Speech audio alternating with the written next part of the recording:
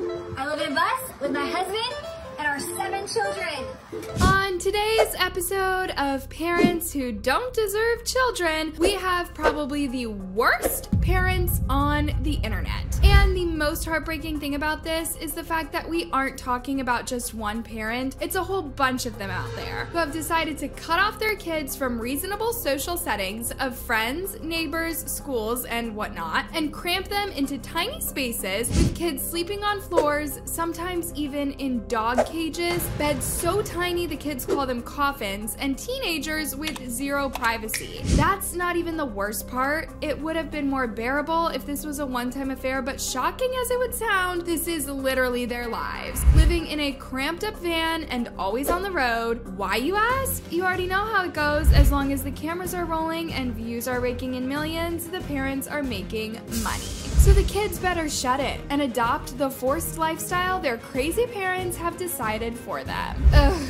Even the thought of doing this story gets to my last nerve, y'all. Because what you're about to see is nothing short of an overdose of madness, modern-day slavery, child labor, and a gross failure on the part of Child Protection Services. And so, without any further ado, let's get right into it. Here's where Enoch sleeps. Here's where Josiah sleeps. If you're an Anna Oop OG, then you know that if there's one thing we hate more than influencer moms, then it's family channels. To think that some parents literally dedicate their lives to having more kids only to find more depressing ways to ruin their lives is beyond disgusting. But do you know what is even worse? It is the people who aren't just viewing this bizarre content, but also supporting them. No, seriously, you cannot argue that it is none of our business when they are asking tons of money off of their children's discomfort. So yeah, it's important for people to know what they are funding. To start us off, this is the Instagram account called American Family Road Trip, run by parents JD and Brittany. They live full-time in a renovated bus with their 8 kids. Yes, y'all know the drill by now. The gate pass for any successful family channel is first of all having as many kids as humanly possible. The Instagram account has over 1,700 posts and almost every single one of them has their kids in it. The only employees without a rest day or leave or any form of rest. Rock, paper, scissors, shoot. Rock, paper, scissors. Again, it goes without saying that they have a booming social media business based on their followers across all their social media handles with a following of almost 700K on IG alone. Also, one thing about shameless people is they have no shame. I just checked their YouTube bio and would you believe that they are shamelessly proud of whatever it is they are doing? We are a family of 9 with 7 young children living in a 22 square foot converted school bus, and we wouldn't have it any other way. They are too busy using their kids that they have forgotten to update this information. They are actually a family of 10 now. Both of us are combat veterans who met in Iraq. Within 5 days of JD returning from deployment, we got married. Several years ago, God convicted us of our worldly, cultural, Christian lifestyle. He said he had something better. Over a period of 10 months, we converted a school bus into an RV, a schoolie, sold everything, and hit the road to restore focus to our faith and family. Our big family has been on the road homeschooling, road school, traveling throughout the USA for almost 4 years. We believe relationships are the currency of life. Encouraging families to focus on the joy of God's plan feeds our souls. Join us on our bus adventures as we navigate life on the open road, raising our 7 children. Do you know what's more disturbing? With this mindset, these kids are not likely to be rescued because according to their parents, they are doing such a noble job of upholding family values and putting all their focus on their family. Also, why do these self-proclaimed Christian influencers lie so much? They've just mentioned that they converted a school bus into an RV in 10 months, forgetting that a while ago they made an IG post mentioning that this was an old military bus that they got from St. Louis. No wonder it's always said that if you're going to lie, make sure you have a good memory. The only reason they might have made such an unnecessary lie could be to make their content look more wholesome because they pretty much put it out there every 2 seconds that they homeschool their kids. Buckle up, fam, it's about to get worse. Believe it or not, this used to be a normal family living across the road, but indeed upselling their 7,000 square foot house in Texas. The reason for this was because apparently their dad claimed to have had an encounter with God where God instructed him to build an ark, but he ended up building an RV. Anyway, the rest is history. Fast forward to the present day, that RV is all they've got to call home, and wherever it parks, whether in the middle of the road, in a forest, or in a garage, that becomes the kids' home for as long as their parents decide. This has pretty much been their whole life, guys. They started off with just 4 kids, but remember they now have an additional 4, so yeah. If you think your life is hard, there's some 4-year-old out there who knows no other life than a tiny corner of a 22 square foot old bus, or military bus, whatever. As I had mentioned earlier, almost all of their videos involve their kids' faces plastered all over the screen, always performing some choreographed dance and looking so bored and lifeless.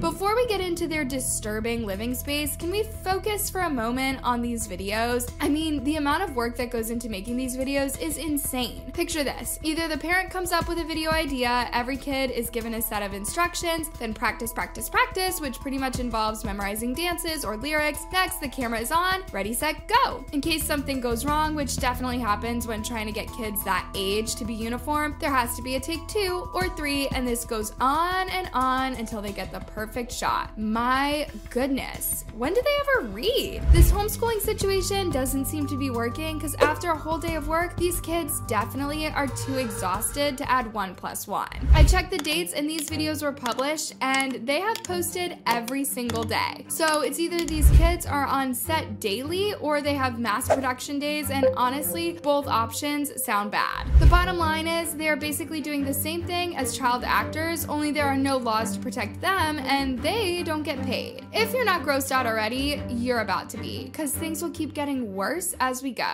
JD and Brittany also oversexualize a lot of their videos. They create a lot of content around topics like how he puts a lot of kids in her, even calling her baby daddy, and then there's another one captioned, "What does your husband do for a living?" All the kids pass across the screen in birth order, and at the end they write, "He makes babies." It just doesn't feel right when they make their kids participate in these kinds of videos.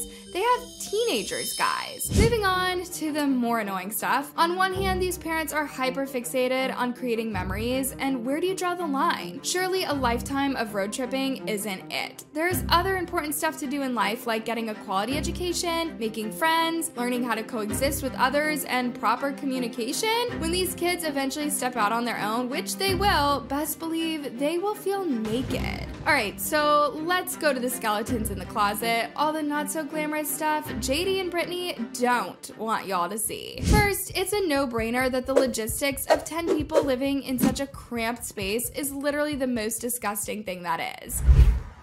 I live in a bus with my husband and our 7 children. Let's do a bus tour. Okay, shoes kept right here. Our littlest Moses basket on this side. We have swimsuits and diapers because I'm always ready for anything.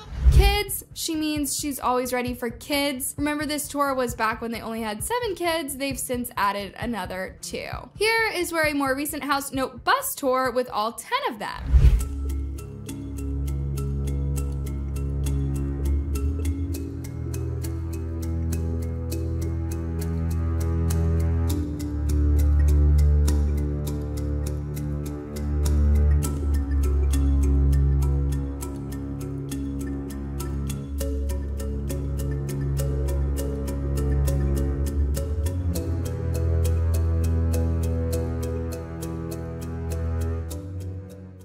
Did you notice that she doesn't even want to go all the way to the back of the bus where there should be bedrooms, or at least the beds? That's because there is no bedroom to begin with. Right off the bat, I'm sure you all are screaming, privacy! From that bus tour, you can clearly see that privacy isn't in the room with us. Literally every space in this van has been converted into something, as they need all the space that they can get. So we have a living room area with 2 couches, and then just right above, there's a lofted bed. No sooner than do you step out of the living room area, there's a kitchen kitchen the size of my niece's play kitchen. One of the kids probably studying or something. There's a bunk bedroom, a bathroom, and that's it. Part of the description reads, our queen bed drops over the couch from the ceiling. While the bunkhouse has twin beds for each kid in the back, we wanted them to have permanent beds and space for their stuff. Well, as always, JD and Brittany don't mind lying to their audience every once in a while to insinuate how comfortable they make their kids feel, but their followers are always quick to catch the lie. Not to mention that their very own videos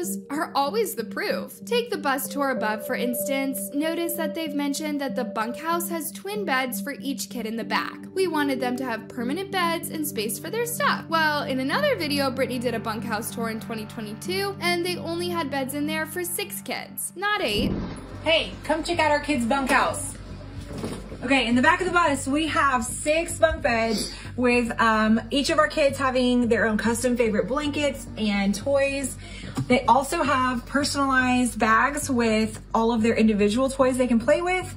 Underneath the bunks, they have group toys like dinosaurs, books, blocks, art supplies, and all of our homeschool curriculums kept in here. Well, that's the bunkhouse. Someone commented, as far as I can see, there are 6 bunks in the room. Where does number 7 sleep, and what is the plan for number 8 when he is big enough? Do you have 2 little ones with you in your bed? To which JD or Brittany replied, 7 is in the bunk room, and the baby is in our room in a Moses basket. You know, the fact that these people go to such great lengths to defend these living conditions is beyond me. How is this comfortable? That cluttered space with 6 beds, and there are 2 more kids left hanging? I mean, what happens when the last born, he's not even the last born because they'll definitely have more kids, but what happens when he outgrows the Moses basket? And where will they shove baby number 7 who shares a bed with them in the meantime? Looks like they'll soon consider a double-decker bus. Notice how they keep hiding the kids' sleeping situation? Part 4 of the tour, it's bedtime. So when they go to bed, we turn their AC unit on, shut the door, turn off this light and our sliding door. I'll probably kick in some laundry and check out how my bed works. Bonus, in the bus with the bed down. I have living room space still. Tons of bed space, about so high. And this guy is still able to cook dinner. Late night snack. Not bad. Also from this video, aren't they ever worried that baby number 7 might fall out of the bed that he shares with his parents that is literally suspended? But then again, about 9 months ago, they actually confirmed that the bunkhouse only has 6 beds and baby number 7 sleeps under the parents' bed in the living room. I am literally speechless, y'all. Remember, they have 1 girl and 7 boys. So I'm also here wondering what happens when everyone is getting changed or how they have to line up as if it's a prison to use the bathroom or something. Actually, people in prison actually have more personal space and privacy than these kids. That's how bad it's gotten. Ugh, I can't imagine being at an arm's length with my siblings all the damn time, especially at that age where y'all fight all the damn time. Just when you want to lay your head to rest, there's always a newborn crying their lungs out. These kids will need a lot of therapy, like a lot. You haven't heard the rest of it, y'all. Brittany and JD don't even think it's important to go to the hospital for childbirth. Yeah, she had that baby right there on that bus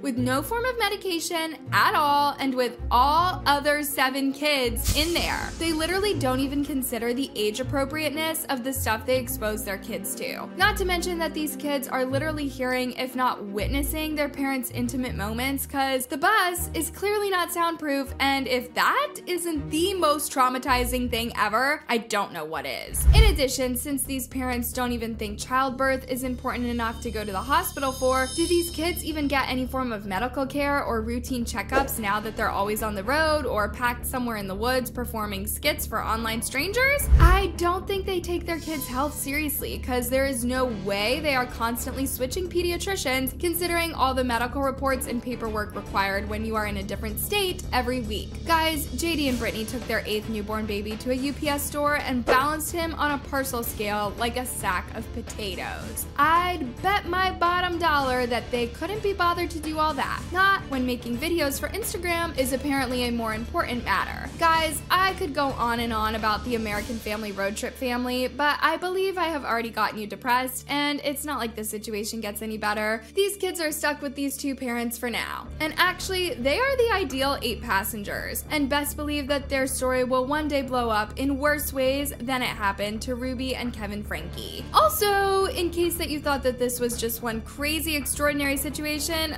think again, because you'll need more popcorn. Turns out this van life insanity has spread to other parents, and I hate to say it, but some are doing it in way more horrific ways than if you had a choice, you'd even consider the family we've talked about above. Take a look at our second nutcase family, for instance, the Wild Family Life, who has been traveling full-time with her 3 children, a homeless boyfriend she picked up on the streets, and get this, her ex-husband. They've been living in a single caravan for the last 7 years. 7! When you randomly meet a homeless junkie on the streets in Portugal, 3 months later, he moves into your camper. At least the first family was on a bus. These ones are managing in a van the size of my bathroom. 6 people, constantly living in a van. It's basically my son's room. We can separate that. We do it with a blanket. We could build something as well if he wishes, or there's privacy, blah blah blah. So up here you see all the books, some games here. My daughter, she played earlier, and she has here a box with Lego. This box is her messy box. There she just squeezes in everything, and in the evenings before she goes to bed, that's also her bed up here, she cleans that up so she has space. Deep down, the Wild Family Life parents know how inappropriate this is. No wonder they have never even attempted to do a van tour. It's always just tiny snippets showing their deplorable living condition. Like, right next to what she called her kids' rooms is a bathroom that is literally separated by a single piece of blanket. The middle of the van has like a double bed and a kitchenette right next to it. They even have a bed on top of the driver's seat where the ex-husband sleeps. People have raised concerns over this living arrangement for the obvious lack of space and privacy, and here's what Nadine had to say. This privacy, blah blah blah. Anyways, according to Nadine, they actually have a lot of space outside the van. No space for 6 people in our camper. We have the biggest front yard. Lots of quiet, lonely places around to go separate ways. I forgot to mention that these ones are also kind of low-key psycho, but by now I hope you have picked up on that just by how she responded to the privacy issue.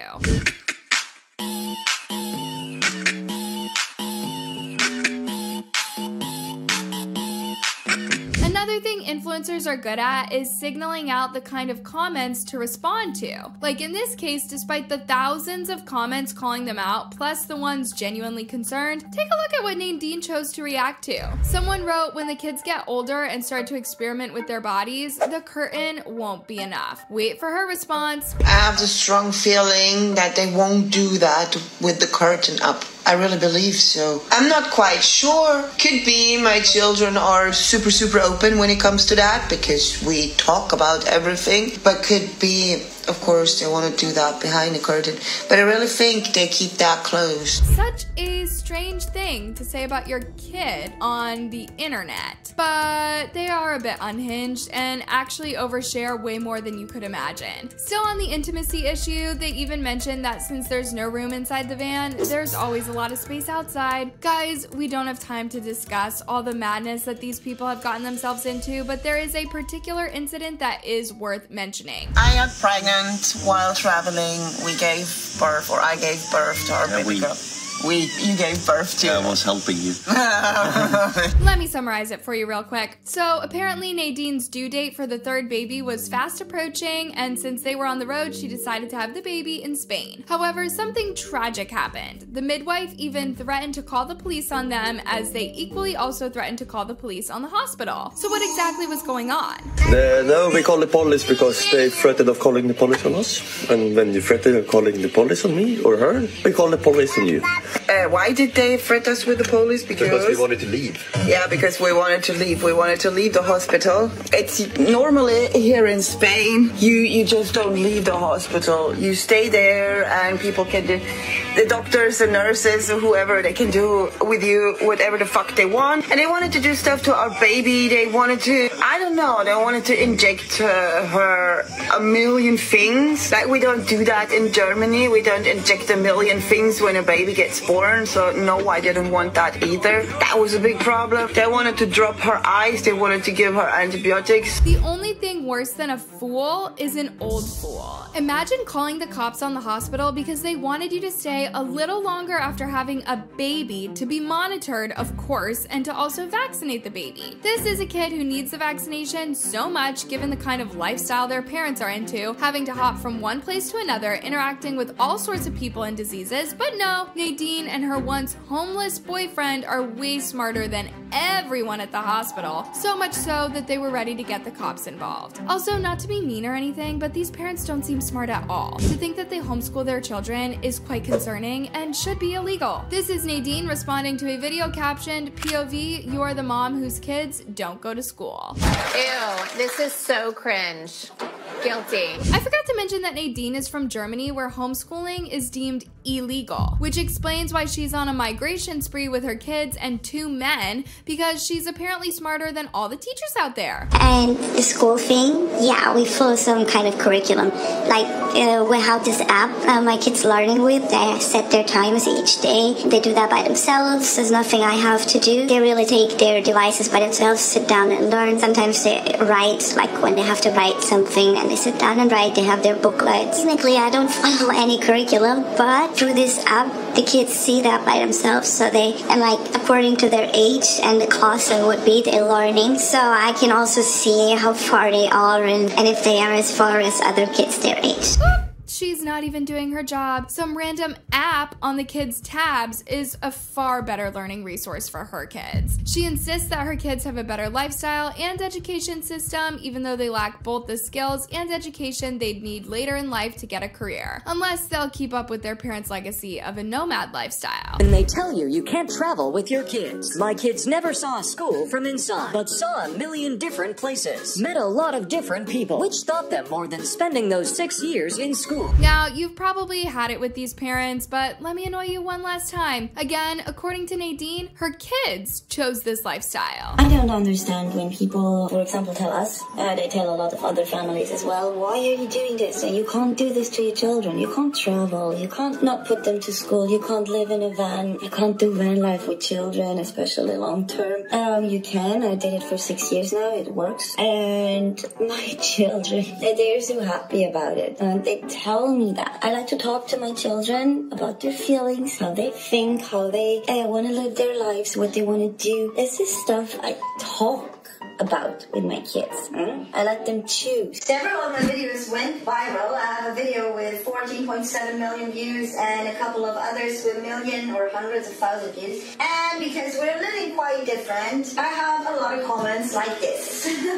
It's quite awful. I hate it. I don't like to read that BS every day. I want to tell you something. The thing is, my kids are not you, and I'm not your mom. So we are not your family. So to everyone who writes stuff like that, I'm super, super sorry for you that you wouldn't be able to live like that with your family, that you're not that close, that you don't have that good relationship. Whatever the reasons are, I don't really care. But you should maybe work on it. I think that can guarantee you, or that guarantees, I guarantee you, you get much happier when you solve your problems, your relationship issues, and stuff like that. So I'm really sorry. But like I said, you are not my kids. You can't speak for them. There you have it, guys. She isn't our mom, and neither are we her kids. I guess all we have to do now is sit back and wait to see how this turns out. Unfortunately, it'll be too late for the kids to catch up with their peers in life. And one more thing, guys. Remember at the beginning of the video, I mentioned that other than the parents, the disgusting plight of the kids caught up in a van life madness is also gross failure on the part of Child Protection Services? Let's look at it this way. If someone wants to adopt their child, there are certain living arrangement standards they have to meet, and an inspection is done before they are allowed to bring the child home. Even daycares have rules regarding the number of kids you're allowed to fit in a certain space. These rules are as detailed as the space required between the cribs and even the number of toys per child. Van life family arrangements would never fly in the case of adoption, but somehow no one is intervening because it's their biological kids. This is exactly why I said even prisons have better living arrangements than the van life families. By the time I was done with this video, I only had one question. What in the influencer insanity is going on, guys? Let me know your thoughts down below, and thanks for watching.